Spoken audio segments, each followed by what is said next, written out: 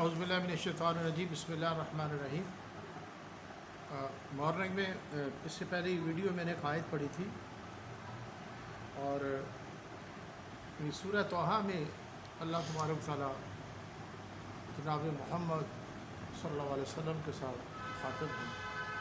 ان کے حوالے سے یہ بات ہو رہی ہے کہ کفار مکہ نے جب آپ نے اللہ کے پیغام کو وہاں پہنچایا، کس قدر انہوں نے اپوزیشن کی، بیڈلی ریئیکٹ کیا آپ کے اس میسیج کے خلاف، اور آپ کو کن کن پرابلمز کے اندر دھکیلا، تانے دیے، آپ کو مینٹلی، فزیکلی، اسپرچولی ٹارچر کیا۔ کیا وہ تکلیف نہیں تھی جو آپ کو نہیں دی؟ غلط القاب سے آپ کو پکارا گیا، نماز پڑھتے تھے اس وقت بھی آپ کو تنگ کیا گیا، آپ کے راستے میں کانٹے جو ہے وہ بچھائے گئے، میڈ تک کہا گیا، جادوگر کہا گیا۔ کچھ یہ بھی کہتے تھے کہ یہ آسیب زدہ ہے، اس کا دماغ کام نہیں کر رہا اور یہ اپنے پاس سے باتیں کہہ رہا ہے یہاں۔ کچھ یہ بھی مانتے تھے کہ یہ آپ ان باتوں کو بتا رہے ہیں جو نہیں جانتے ہیں، سابقہ انبیاء کی باتیں بتاتے ہیں۔ اس کے باوجود آپ کو کہتے ہیں کہ آپ کوئی میریکل لے کے آئے، معجزہ لے کے آئے، اللہ نے آپ کے ساتھ کوئی فرشتہ کیوں نہیں بھیج دیا، یا آپ کو کیوں نہیں کوئی باغات دیے، خزانے دیے، اس طرح کی باتیں کرتے، طعن و تشنیع کرتے، اور کیا کیا تکلیفیں دی۔ تو اب یہ بڑی ہی کٹھن صورتحال تھی۔ تو قرآن نے آپ کو جو بات کہی ہے وہ یہ تھی کہ میں آپ کو تھوڑی سی بتانا چاہتا ہوں۔ یہ آیت زبردست ہے، اس میں مزہ آ جاتا ہے پڑھنے سے بھی اور بتانے سے بھی۔ اس کے اندر یہ ایک بڑا ہی خوبصورت ایک زندگی کا ایک رنگ بتا دیا گیا ہے کہ فاصبر علی ما یقولون، بس جو کچھ یہ تانا زنی کرتے ہیں، بکواس کرتے ہیں، اس پر صبر کرو۔ فاصبر علی ما یقولون وسبح بحمد ربک، اور سورج کے نکلنے سے پہلے قبل طلوع الشمس و قبل غروبها، اور غروب ہونے سے پہلے اپنے پروردگار کی تسبیح و تحمید کر لیا کرو۔ ومن آناء اللیل فسبح واطراف النہار لعلک ترضی،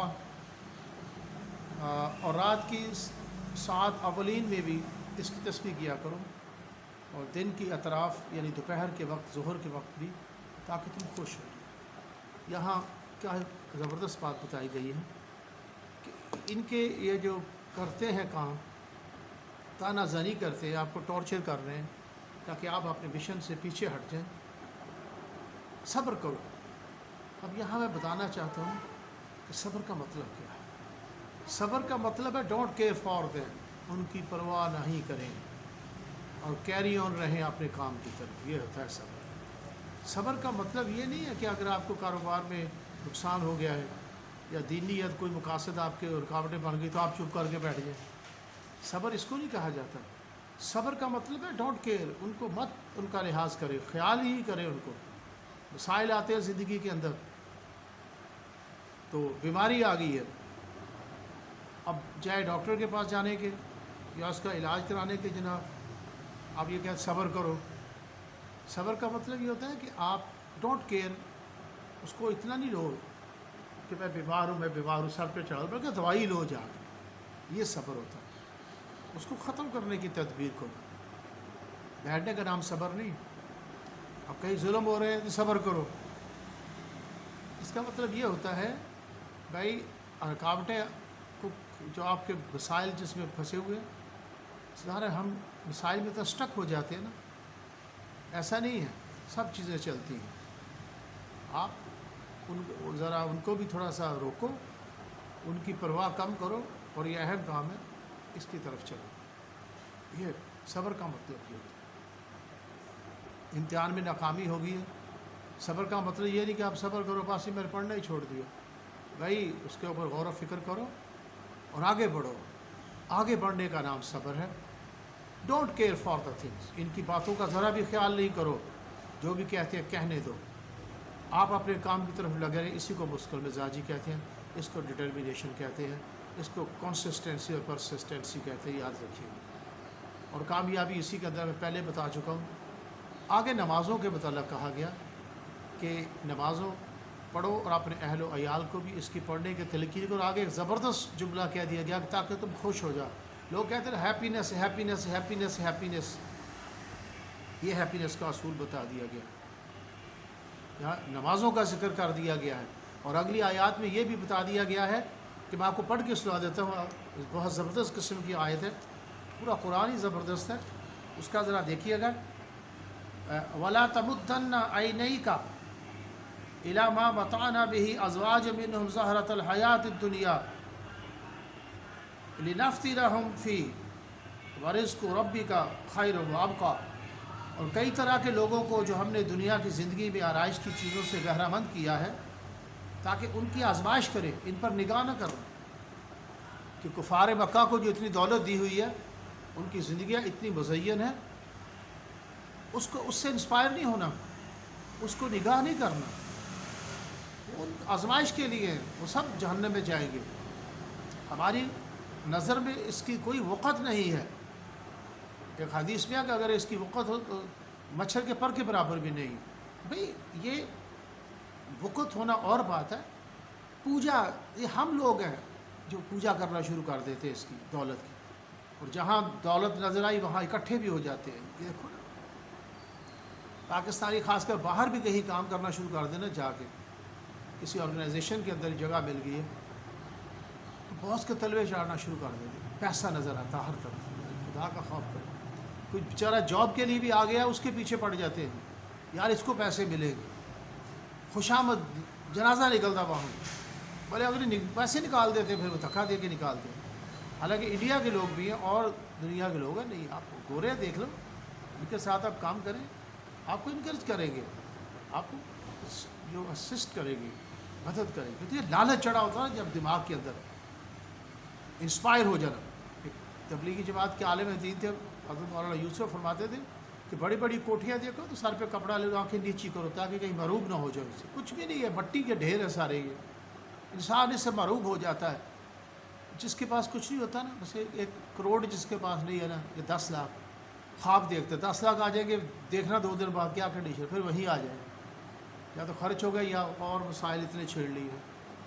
دولت وقتی ایک آپ کو کمفرٹیبلٹی تو پیدا کرتی ہے, یعنی اے سی لگ گیا, کمرہ آ گیا, راحت آ گئی جسمانی. سکون کا یہ نہیں ہے دعویٰ. بڑے بڑے بلینئر دیکھے ہیں, یقین کرے پریشان حال, ان کے مسائل اور بڑھ گئے. یہاں کو دولت سے ایک نیڈ ہے, اس سے کو ہٹانا مقصود نہیں ہے. یعنی جس طرح ہم اسے سمجھ بیٹھتے ہیں نا, یہ غلط ہے. اللہ نے فرمایا کہ اپنے نبی کو ہمارے تو اپنا کام کرنا, اور یہ نہ سمجھنا کہ ان کے پاس جو مال و زر ہے اس سے انسپائر نہیں ہو جانا. یہ اس کی کوئی ویلیو نہیں ہے دولت کی. یہ بھی جہنم میں لے کے جائے گی. آزمائش کے طور پہ ان کو دی گئی, آزما رہے ہیں ہم ان کو اگر دی گئی ہے تو, اور یہ جہنم میں جائیں گے. دولت بھی جہنم میں. تم اپنا کام کرتے رہو. یا دنیا میں کبھی بھی ان چیزوں سے انسپائر نہیں ہونا چاہیے گاڑیاں دیکھنے کے لیے. تو پھر کہا گیا ہے, پھر اس سے آگے یہ ہے اپنے کام کو جاری رکھو. تو نیکسٹ کام اس میں ہے وَرِزْقُ رَبِّكَ خَيْرٌ وَأَبْقَىٰ, اور تمہارے پروردگار کی عطا فرمائی روزی بہت بہتر اور باقی رہنے والی ہے. خدا جو روزی دیتا بہتر. پھر ہے وَأْمُرْ أَهْلَكَ بِالصَّلَاةِ وَاصْطَبِرْ عَلَيْهَا, اور اپنے گھر والوں کو نماز کا حکم کرو اور اس پر قائم رہو. لَا نَسْأَلُكَ رِزْقًا, ہم تم سے روزی کے خواستگار نہیں ہیں. نَحْنُ نَرْزُقُكُمْ, ہم تمہیں روزی دیتے ہیں. وَالْعَاقِبَةُ لِلتَّقْوَىٰ, اور نیک انجام تقویٰ کا ہے. جو تقویٰ اختیار کرتا ہے اسی کا انجام ہے. کہ یہاں فرما دیا گیا کہ روزی ہم تمہیں دیتے ہیں, ہم تقاضا نہیں کرتے تم سے. اس کا مطلب یہ ہے کہ جو نمازوں کے اوقات ہیں, نمازوں کی ادائیگی ہے, اس میں جو آپ دنیاوی کاروبار کرتے ہیں, جو معاش کسب معاش ہے, یہ رکاوٹ نہیں بنے کہ نمازیں پڑھ لی, آج میرا کاروبار بند ہو جائے گا, فلاں ہو جائے گا, یہ خرابی ہو جائے گی. یہاں آج کل اذانیں ہو رہی ہوتی ہیں اور جناب اپنے لگے ہوئے ہیں, پھر برکتیں کہاں سے؟ پھر کہتے ہیں غریب ہیں, ہمیں سکون نہیں آتا. تو اللہ نے تو نماز کے اندر جو پچھلی آیت میں فرما دیا گیا اس سے تم خوش ہو جاؤ گے. یعنی آخر میں وہ لفظ ہے نا بڑا کمال کا اس کے اندر ورڈ تھا لالا کا طرزہ, تاکہ تم خوش ہو جاؤ. لوگ ہیپینس ڈھونڈتے ہیں, جہاں دیکھو ہیپینس ہے, ہیپینس ہے, ہیپینس, یہ ہیپینس ہے. آؤ 5 وقت نماز پڑھو, اللہ کے احکامات پہ چل کے دیکھو, میں گارنٹی دیتا ہوں, دیکھنا ایک وقت آئے گا تو جب راہ راست پہ جانا ہی نہیں ہے کہاں سے ہیپینس آ جائے. کتنے لوگ بتا رہے ہیں جی ہیپینس ہیپینس, ہیپی ہو جاؤ. تو آج کسی نے کہا کہ میں ہیپی ہو گیا ہوں؟ بتاؤ. اتنا کچھ کرنے کے باوجود بھی ویسے کہ ویسے وہی اڑا ہوا ہے. یہ ہے راز, اور یہ راز وہی بتا سکتا ہے جسے پیدا کیا ہے. خالق جس نے ہمیں پیدا کیا ہے وہی ہمارے متعلق جانتا ہے. جب اس کی طرف رجوع کرتے ہیں, آپ پیغمبر کو فرما رہے ہیں, اور پیغمبر وہ ہے جو لوگوں کو اللہ کی طرف لے کے جا رہا ہے. صحابہ اللہ کی طرف, پیغمبر کا میرے پاس کچھ نہیں ہے کہ میں تو تمہیں اللہ کی طرف لے کے جا رہا ہوں, میں اللہ کا مبعوث کیا ہوا ہوں, اسی لیے تمہیں لے کے جا رہا ہوں. مسجدیں کیوں بنائی؟ یہ نماز کا حکم ہے نا. پیغمبر نماز پڑھ رہا ہے, اللہ کے آگے جھک رہا ہے, اللہ سے مانگ رہا ہے. مسجدیں بنی ہیں, مسجد نبی بنی, مسجد قباء بنی, لوگوں کو بلایا جا رہا ہے, آؤ اللہ کے آگے جھکو. وہی کائنات کا خالق و مالک اور کارساز ہے. اور پھر اسی کے اندر اللہ نے ہیپینس رکھ دی گئی ہے. اور ذرا آپ بھی اس کے اوپر عمل کریں, اور عمل وہی ہوتا ہے جو آج سے شروع ہو جائے, کل کبھی نہیں آئے گی زندگی کے اندر. یہی فلسفہ ہے. اور پھر اگلی آیت میں کیا فرمایا گیا ہے؟ وَقَالُوا لَوْلَا يَأْتِينَا بِآيَاتٍ مِّن رَّبِّهِ أَوْ لَمْ تَأْتِهِ بَيِّنَةُ مَا فِي الصُّحُفِ الْأُولَىٰ. وہ کہتے ہیں کہ یہ پیغمبر اپنے پروردگار کی طرف سے ہمارے پاس کوئی نشانی کیوں نہیں لاتے؟ کیا ان کے پاس پہلی کتابوں کی نشانی نہیں آئی؟ بات ہے کہ ہم نے پہلے نہیں کتابیں بھیجی. اور اگر ہم ان کو پیغمبر سے پیشتر کسی عذاب سے ہلاک کر دیتے تو کہتے اے ہمارے پروردگار, تو نے ہماری طرف کوئی پیغمبر کیوں نہ بھیجا کہ ہم ذلیل و رسوا ہونے سے پہلے تیرے کلام کی پیروی کرتے. بھائی پیغمبر کو بھیجا تاکہ وہ حجت تمام کر دے, اللہ کے پیغام کو پہنچا دے, تاکہ کل کو یہ نہیں کہہ سکے کہ ہمارے پاس تم نے کوئی اپنا ڈرانے والا اور بشارت دینے والا نہیں بھیجا تھا, ہمیں باخبر نہیں کیا گیا تھا, اپنی تعلیم کو بتایا نہیں گیا تھا. تو اللہ نے پیغمبر کو بھیج کے وہ اتمام حجت کر دیا, ہر چیز کلیئر کر دی ان کے اوپر, انہیں بتا دی, واضح کر دی, تاکہ اب پھر اگر وہ عمل نہیں کریں گے تو مہر جباریت ہی لگے گی, اور پھر کوئی چیز انہیں عذاب سے روک نہیں سکے. تو یہاں میرا جو سینٹرل پوائنٹ تھا آج کے جو بتا رہا تھا وہ یہی تھا کہ نماز اللہ کی تسبیح بیان کرنا, اللہ کی حمد و ثنا بیان کرنا, اللہ اور کاروبار میں جو ہے یہ عبادات جو ہیں, کاروبار اس کے راستے میں رکاوٹ نہیں بننے چاہیے. یاد رکھے گا یہ بہت بڑا اس میں جو ہے نقصان ہو جاتا ہے. اور یہ لالچ, یہ ہوس اس لیے پیدا ہوتی ہے جب ہم خالق کے ساتھ رجوع نہیں کرتے. ہوس جیسی بیماریاں, لالچ جیسی بیماریوں کا ہم شکار ہو جاتے. یہ بیماریاں ہیں, یہ بندے کو بے چین رکھتی ہیں, بندے کو سکون نہیں آتا. یہی تو بدسکونی تو شروع ہوگی جب یہ لالچ ہوس آ گئی ہے, تو بدسکونی تو شروع ہو گئی ہے, بے آرامی تو شروع ہو گئی ہے. تو آرام کیسے آئے گا؟ تو آپ دیکھیں کہ اللہ کے نبی نے عملی طور پر ان چیزوں کے پر ثبوت پیش کیا. تو آج ہمیں بھی جو ہے صبر و استقامت, اثبات, عمل کے اندر بھی کنسسٹنسی اللہ کو پسند ہے, ایمان اور عمل, اور اس میں کنسسٹنسی, مثبت ثابت رہنا, ڈٹے رہنا. یاد رکھیے گا یہ فلسفی قالوا ربنا اللہ ثم استقاموا, نے کہا ہمارا رب اللہ, پھر اس کے اوپر قائم ہو گئے, قائم ہو جانا. اعمال صالحہ اور ایمان لانے کے بعد اعمال صالحہ کرنے اور اس کے اوپر قائم ہو جانا. یہ باتیں ذہن میں رکھ لیں. کنسسٹنسی لے کے آنا, پرسویرنس لے کے آنا, یہ ہے اللہ کو مقصود اور اللہ کو پسندیدہ. ہاں بیچ میں کوئی بھول ہو جاتی ہے وہ ایک الگ بات ہے. تو جب تک کنسسٹنسی نہیں آئے گی, پرسویرنس نہیں آئے گی, اس وقت تک بات نہیں بنے گی. یاد رکھیں.